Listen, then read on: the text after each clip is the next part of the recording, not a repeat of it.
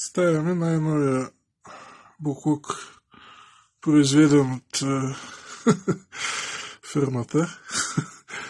Та е за един приятел преобразовател от 24 волта право за комбайна на 220 за LED кружка за осветление в кабината по поръчка.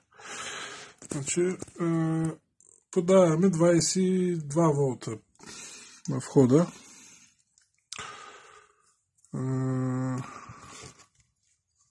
От захранването. Ето, подаваме плюса. Так. И така устройството работи чудесно. Да. Така. Много поздрави от Карнобат.